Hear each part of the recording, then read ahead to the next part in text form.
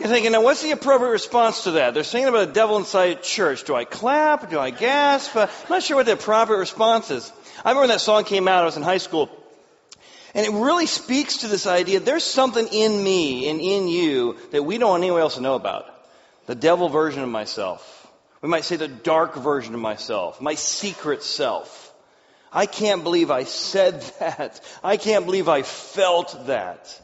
We'll even say it like this. I'm really having to face or fight some demons in my life.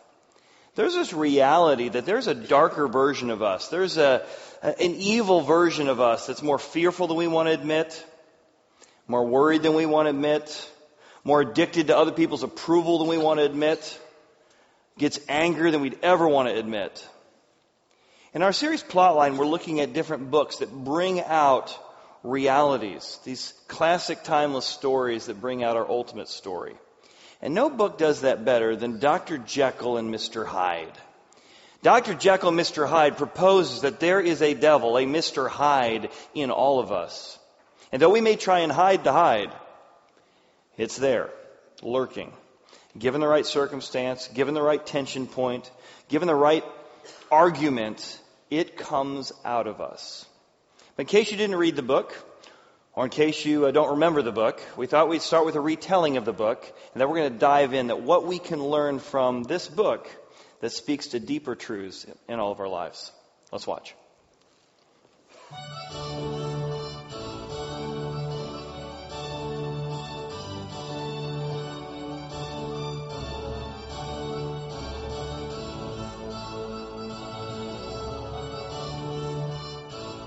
Today in our Plotline series, we are studying the famous novel, The Strange Case of Dr. Jekyll and Mr. Hyde by Robert Louis Stevenson. The origins of this story are as fascinating as its content. The author is said to have conceived the plot in a fever dream, and the depths of its themes points to the very nature of humankind, the ongoing struggle of good versus evil. So, let's revisit the plot of... Sorry I'm late. I stopped at the costume shop. I can see that. Explain? Well, today we're talking about Dr. Jekyll and Mr. Hyde, and I thought we could use some visual aids. Well, they didn't have a Mr. Hyde outfit, but they had the Incredible Hulk, and I figured it's basically the same story. Mad scientist experiments on the human body, ends up experimenting on himself, shatters human chemistry and physiology, creating a monster that solves crime. They both end up joining the Avengers. They battle Loki, the god of mischief, son of Odin, brother of Thor, and the holder of the scepter of Tesseract. By the way, have you seen the movie Ragnarok? Ragnarok. It's kind of fun to say, actually. Chad. Yes. I think you're a little off topic. Sorry. Yeah. We're talking about the Hulk. No.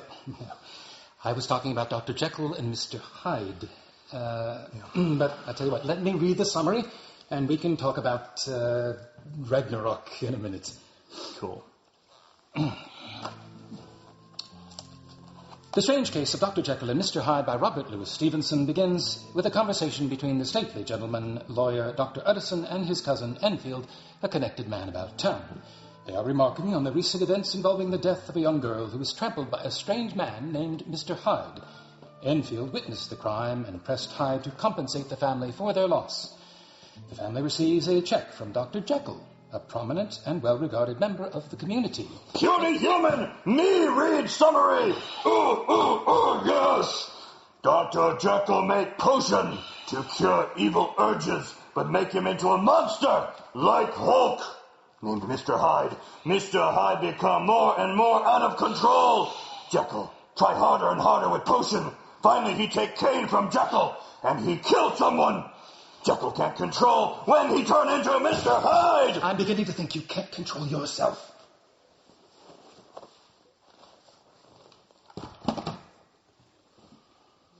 Increasingly, Dr. Jekyll struggles to control the monster within... Like Hulk.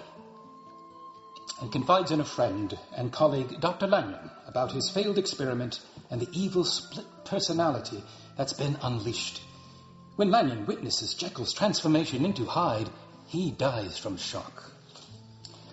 Meanwhile, Utterson and Enfield are trying to get to the bottom of the mystery, not realizing that Jekyll and Hyde are one in the same. Don't mind me. Utterson goes to visit his friend Dr. Jekyll, but Jekyll's butler, Mr. Poole, tells him that the good doctor is unavailable. In fact, he's been secluded in his laboratory for weeks, refusing visitors. Not getting an answer to their knocks, Utterson and the butler break down the door and find only Mr. Hyde, dead from suicide, and wearing Jekyll's clothes. In the room are 2 letters which explain the mystery of the last few months, and Dr. Jekyll struggles to contain his murderous alter ego. Chad, do you have anything you want to add? Yes. Well, Dr. Jekyll, Mr. Hyde, is a metaphor for the human experience. We all have a dark, evil version of ourselves that we like to pretend isn't that bad. So we put on the heroic front, pretend we're not as bad as we are. We look good on the outside. Ding. On the other hand, we always turn back and come back to our old sinful self, just like Thor's hammer returns to him. On the other hand, we often try to aim to do the right thing. We try and get rid of guilt and shame. But at the end of the day, despite our attempts, we end up realizing we all need a hero, bigger and better than ourselves, to rescue us from the darker version of ourselves. Yes, something like that.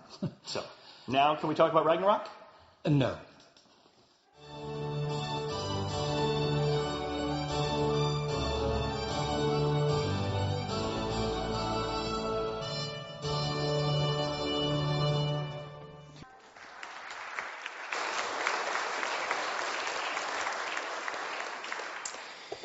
It was interesting, if you haven't read that particular book before or heard that song before, the book is written by Louis Stevenson, and I think what was so striking about that book is how it grabs so many people's attention in the sense of saying, wow, that really talks about me. I feel this duality in me, this Dr. Jekyll, Mr. Hyde version of myself.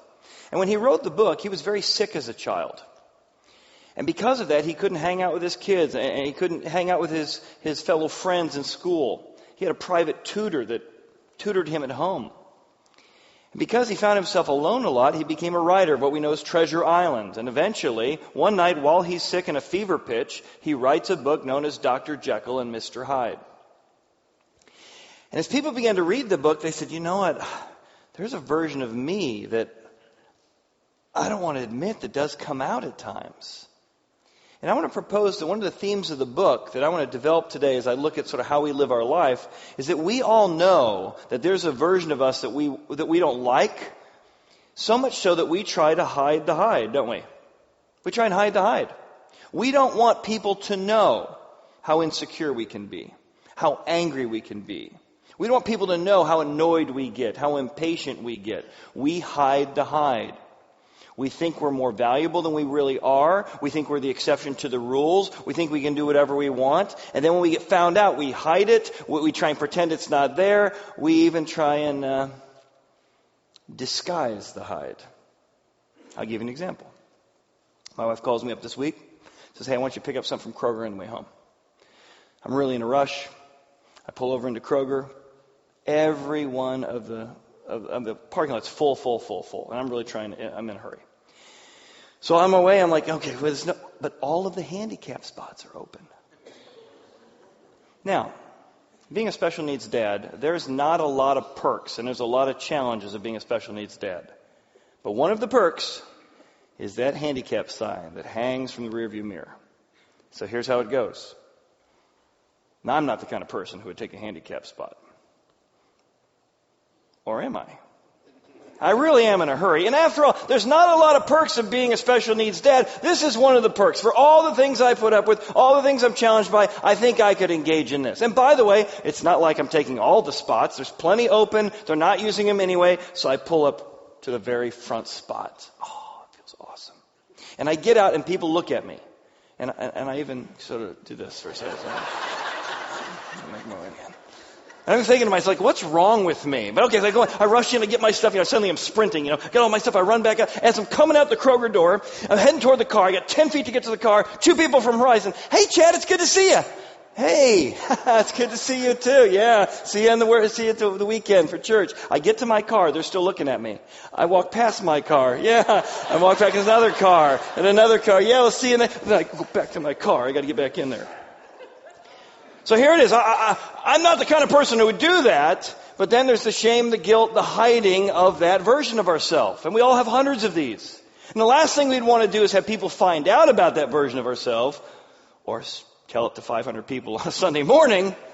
We try to hide the hide. It's interesting because about 9 months ago, I had a young man who asked me to go out to lunch. Went out to lunch with for a car ride, and he asked me if he could marry my daughter. And 3 months earlier, I had decided, you know what, he needs to find out what we're really like, and we need to find out what he's really like. So about a year ago, I called my daughter up and I said, hey, if you and your boyfriend drive to Cincinnati, I will pay for all of us to go to Disneyland. But here's the deal. Dad's cheap. We're all staying in one hotel room. Mom and I in one bed, you in one bed, we'll put him in a cot at the bottom of my bed. And at the end of those 5 days, we're going to learn a lot about each other. Because like that last song said, I look good from a distance, but don't get too close. You find out how insecure I am. You find out the dysfunction in my marriage. You find out how impatient I can be, right? We look really good from a distance. And we had such a great time in that week together. So he was finishing up college, and I said, why don't you come live with us this summer? And you're going to find out what we're really made of. We'll find out what you're really made of. At the end of that conversation last June, I gave him permission to ask my daughter, and this week he proposed. And so if you want to harass them, Brandon and Sierra are sitting in the front row here today. And what we're going to find out, what Brandon's going to find out as he lives with this summer is, wow, Chad and Beth don't have a perfect marriage. Wow, Chad is not the best dad. Wow, Chad gets angry. Chad gets impatient. Chad can be driven. And we can hide the hide, or the Bible gives us a way that we can bring the hide version of ourselves out. With grace, with freedom, with the ability to confess, without having to be so secretive about the insecure version of us, the fearful version of us, how addicted we are to other people's approval or other people's need to see us a certain way. So I want to look at 3 comparisons between this book and the Bible. And the Bible shows us what's wrong with us, what doesn't work to fix it, and the unique solution the Bible offers. The first premise in comparison is this. There's a Hyde in all of us. Now, the Bible doesn't use the Dr. Jekyll, Mr. Hyde metaphor. It uses the terms old man and new man in Ephesians. I want you to put off your former self, the old man, the Mr. Hyde, which grows corrupt according to the deceitful lusts, the lust for power, the lust for pleasure, the lust for other people's attention. And instead, I want you to be renewed in the spirit of your mind, and that you may put on the new man. But you put this thing on. It's not already in you. You got to put it on. It comes from someplace else. It was created according to God. This is some other thing that you can put on that deals with both your Hyde and your Jekyll. And it's not fake righteousness where you pretend to be something. It's true righteousness, and it's holiness or whole purity, whole patience, whole joy. It's not a put on. So this duality that we all experience, the Bible's been talking about for 2,000 years. Now in his book, The Strange Case of Dr. Jekyll, Mr. Hyde, I love how he addresses this. He says, it was on the moral side and in my own person that I learned to recognize the thorough and primitive duality of man. I saw that of the 2 natures that contended in the field of my consciousness, even I could rightly be said to be either. It was only because I was radically both. And from an early date, even before the course of my scientific discoveries had begun to suggest the most naked possibility of such a miracle, I had learned to dwell with pleasure on the thought of separating these 2 elements, the good version of me and the bad version of me.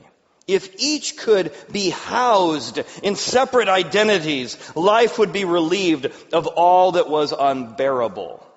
Because the bad version of myself hates the moral you shouldn't be acting like this. It would be happier being pure evil. And the good version of myself would be free to be good without having these indulgences and temptations to do what's wrong. So he set out to separate these two natures, the old man and the new man, the Dr. Jekyll and the Mr. Hyde.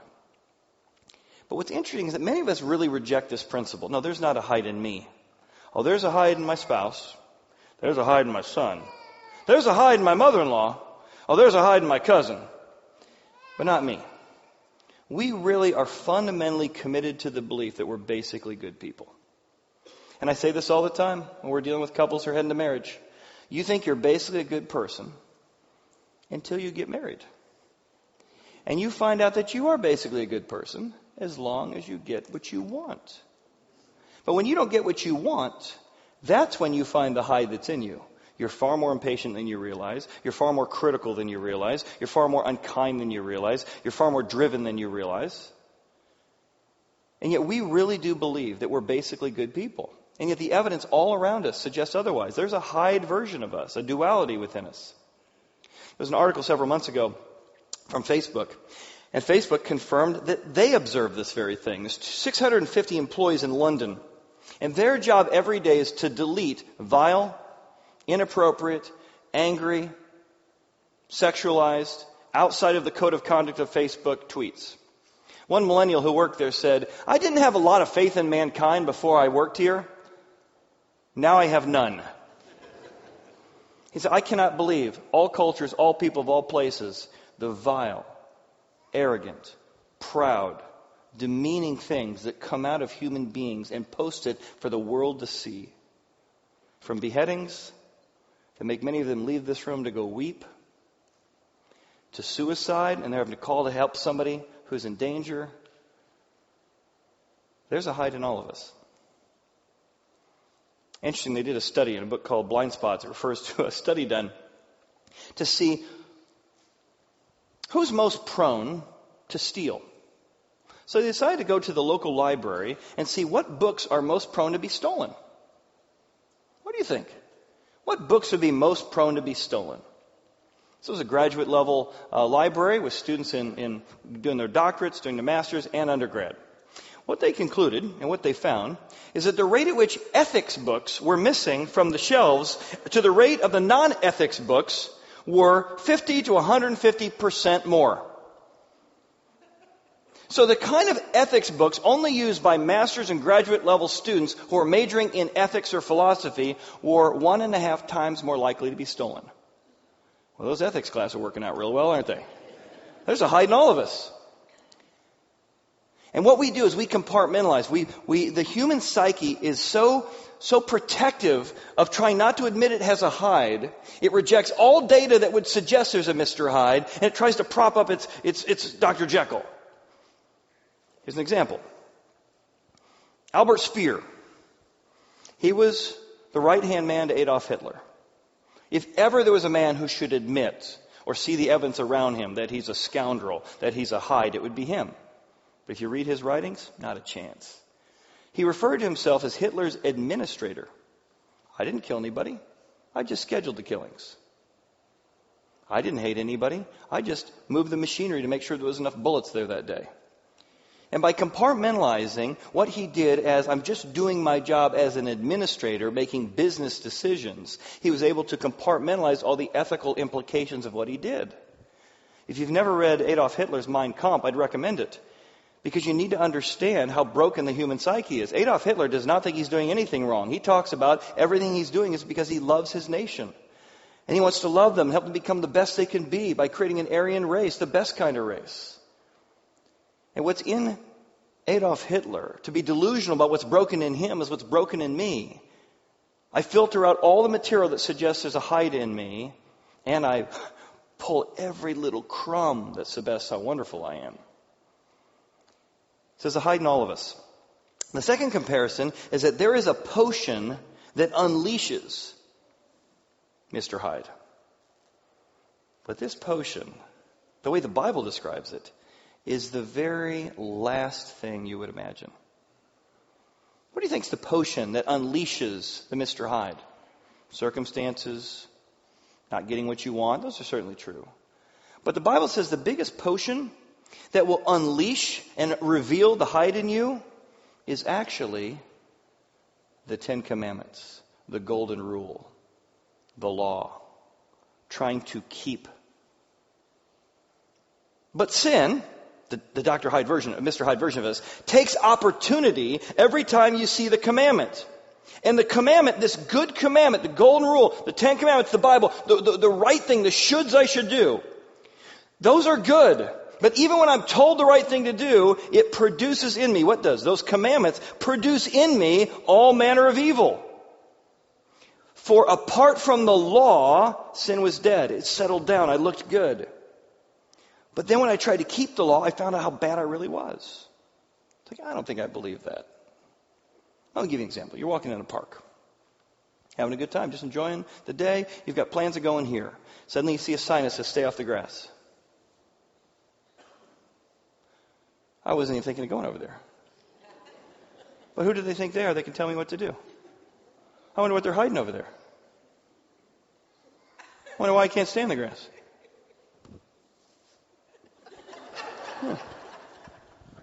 Now, there was a rebellious spirit in me to begin with, but when the law came and told me, that came out of me. And I hear people all the time say, I keep the golden rule. Really? Really?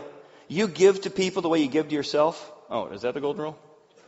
You're as merciful to others as you're merciful to yourself? You give other people the benefit of the doubt the way you give it to yourself? That's a golden rule?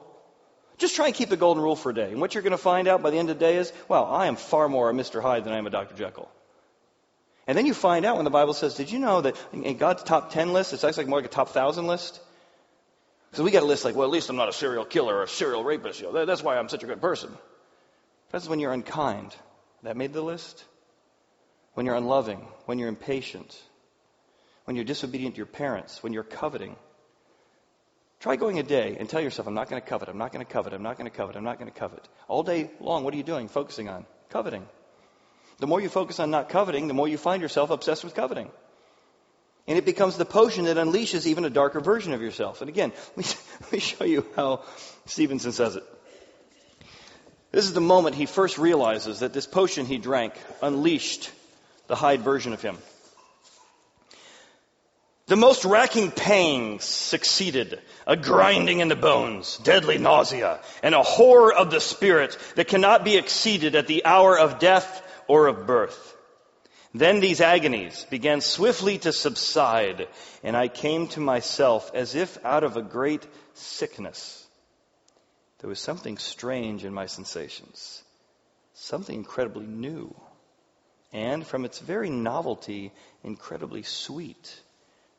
I felt younger, lighter, happier in body. Within, I was conscious of a heady recklessness, a current of disordered sensual images running like a mill race in my fantasy, a solution from the bonds of obligation, an unknown but not an innocent freedom of the soul. I knew myself at the first breath of this new life to be more wicked, tenfold more wicked, sold as a slave to my original evil. And the thoughts in that moment braced and delighted me like wine. I stretched out my hands, exulting in the freshness of these sensations, and in the act I was suddenly aware that I had lost my stature. He's like, when the Mr. Hyde version of me came out, I didn't realize how bad it was. It was wicked, tenfold more wicked than I could ever have imagined. More than that, I enjoyed being Mr. Hyde. Most of us won't admit it, but when we lose our temper, we maybe feel a little bit bad later. We say, I wish I hadn't drank that potion, wish I hadn't said that. But in the moment, the adrenaline rush of telling somebody off. Or a less subtle version of it is, if your Mr. Hyde is being a victim, telling that story again about what so-and-so did to you 2 years ago, 5 years. You've told that story 1,000 times. And that insecure version of you, that fearful version of you, that Mr. Hyde version of you that comes out, You have told that story to 1,000 people, and you love telling that story because it just reminds you how you don't have to take responsibility. It reminds you how your unforgiveness is justified.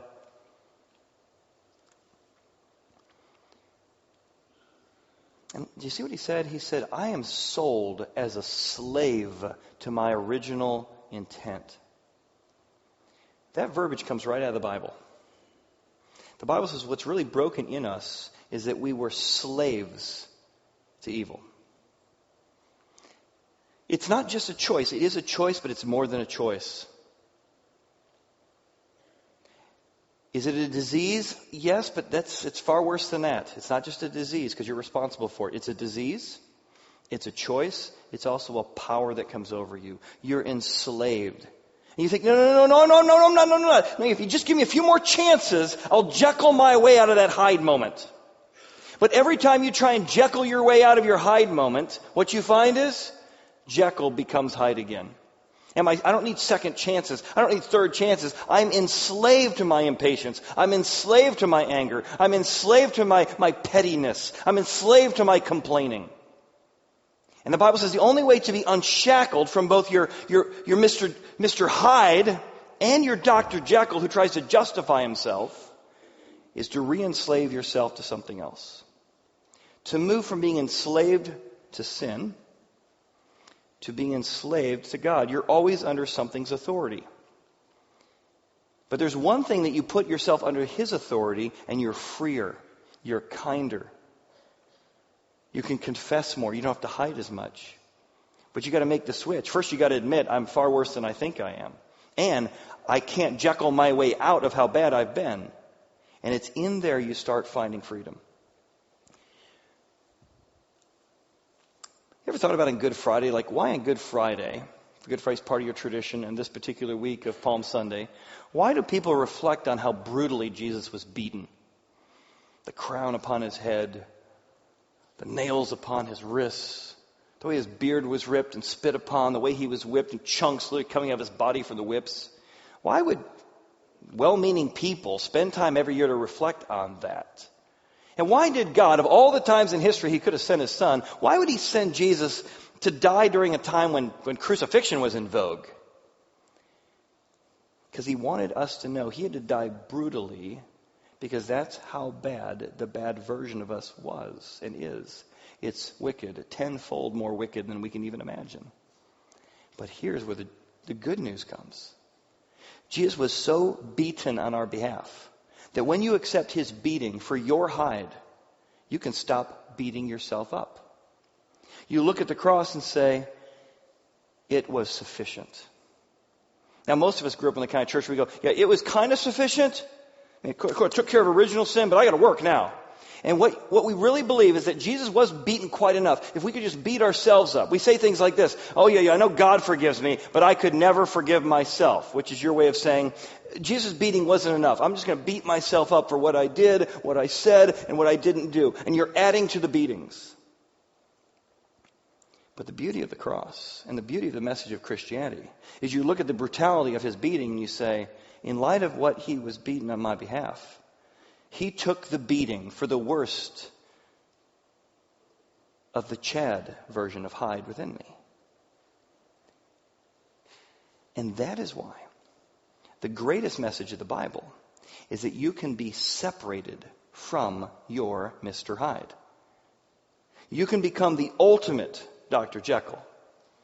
Not based on what you've done for God, but based on what God's done for you. And you can be separated from your Mr. Hyde.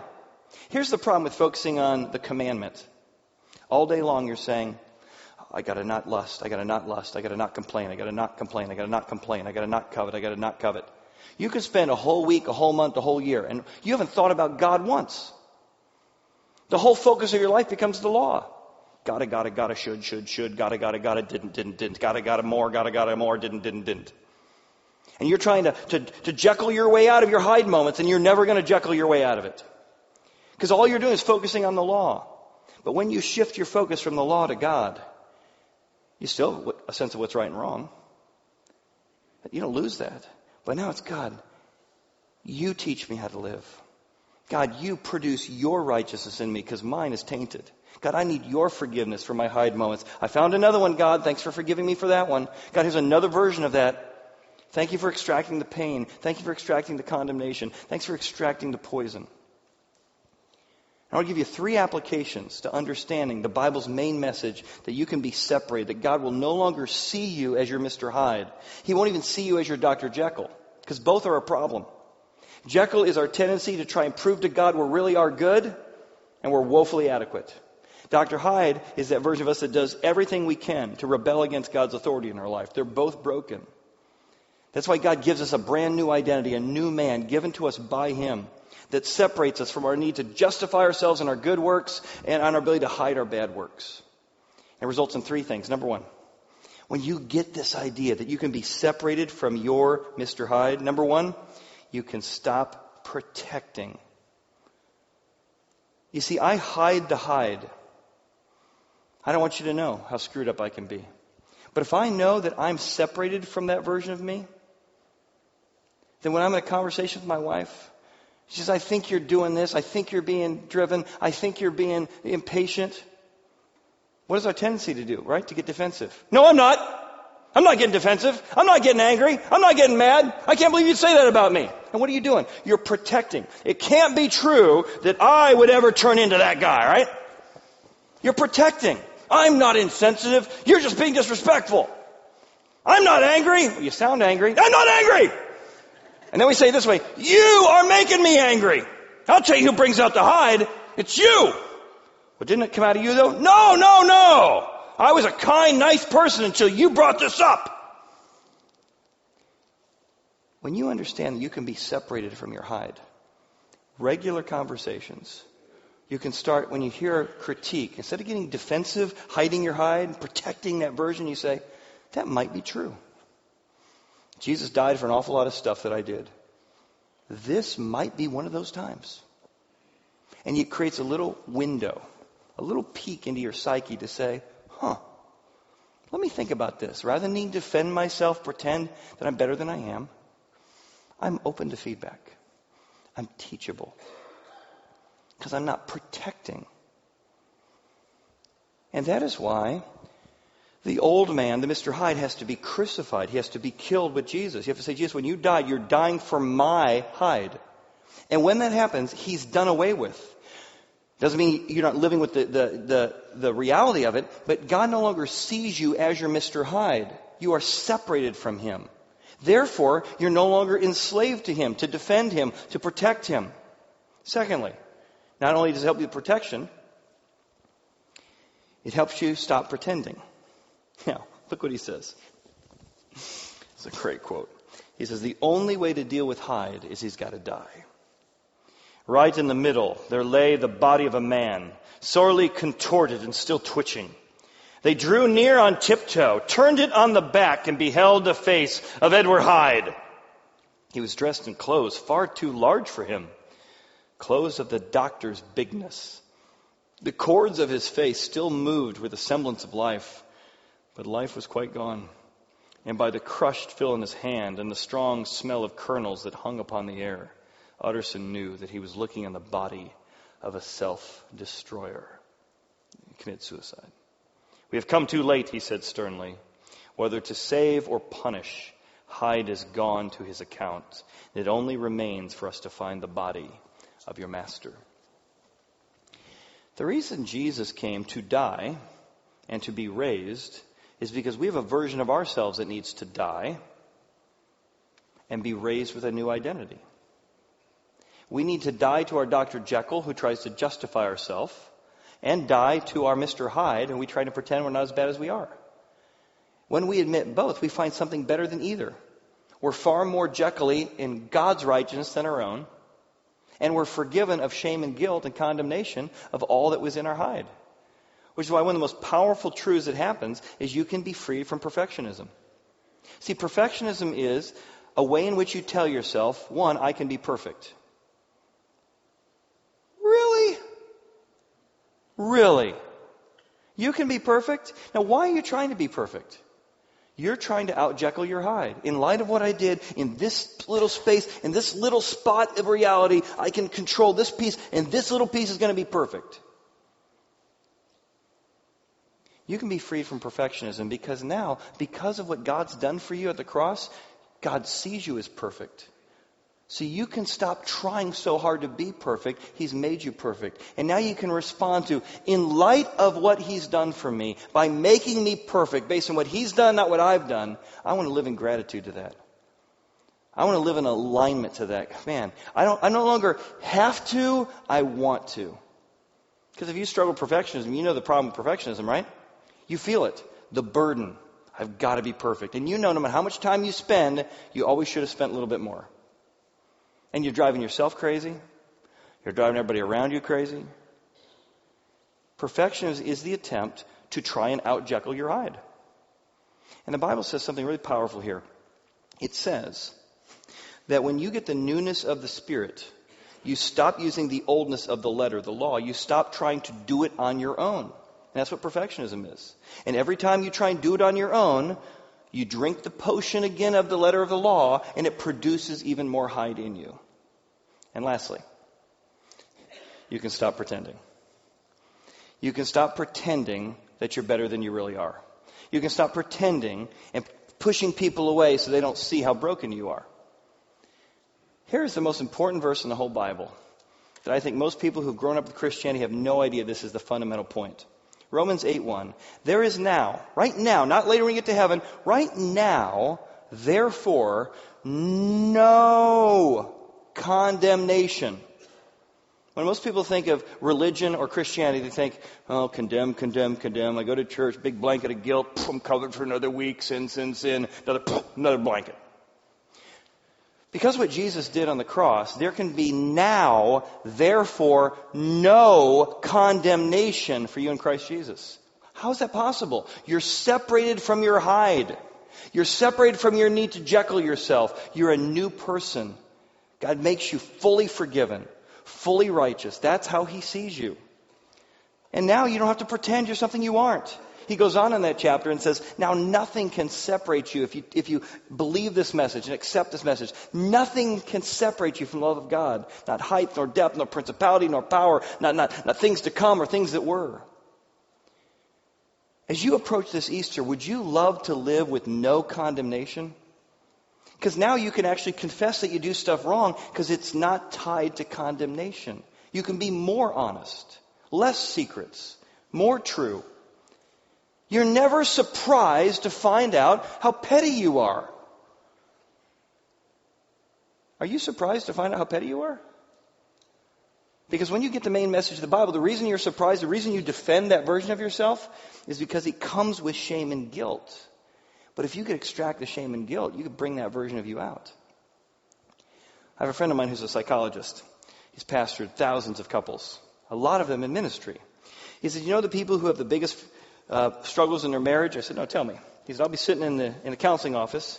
A couple comes in, and they believe, it's a particular denomination, believes that once they believe in Jesus, they never do anything wrong again. I said, like, and he mentioned several denominations. I'm like, wow, how does that work out? He's like, not good. Because that man or that woman's up there preaching, if we really love God, we don't do anything wrong. If you're really a follower, then you don't have pride, you don't have arrogance. Now that same couple goes home, and they have a disagreement. Who's wrong? The other person. Because you don't do anything wrong, because you're a real Christian. Well, the other person can't be wrong, because otherwise they're not a real Christian. He said, I sit with couples all the time, and religion didn't help them get freer, didn't help them get more forgiven, it helped them pretend. And I sit in the counseling office, and I've got to untangle them from their bad theology. Because here's the thing about bad theology, bad beliefs. They're not some subcategory out there somewhere. They live in your marriage. They live in your family. And if you can extract condemnation, if you can be separate from your Jekyll and your Hyde, then the beauty, God says, you can stop pretending and live a more real and free life. Let's listen to the song together. It's an interesting question right at the end of that song, isn't it? Who are you? You know, if we read the book Jekyll and Hyde, we'd like to say I'm Jekyll. We'd like not to admit that I'm Hyde, or that there's some mix of both where I don't realize how bad I am sometimes, or how much I'm trying to use my Jekyll to keep people from seeing my Hyde. Well, this week, as you go out from Horizon today, and before you hopefully come back next week to celebrate Easter with us, think about this. What Chad just shared with us coming out of the book of Romans is that Jesus knows exactly what your Hyde looks like, and he didn't turn away. That this Friday, when we remember his death, he went to that cross on behalf of your Hyde and on behalf of the Jekyll that's not as good as you think he is, so that he could give you ultimate righteousness, real life in him. That's what we're going to be back next week to celebrate in 6 identical Easter services right here at Horizon. 2 of them Saturday, 4 more on Sunday.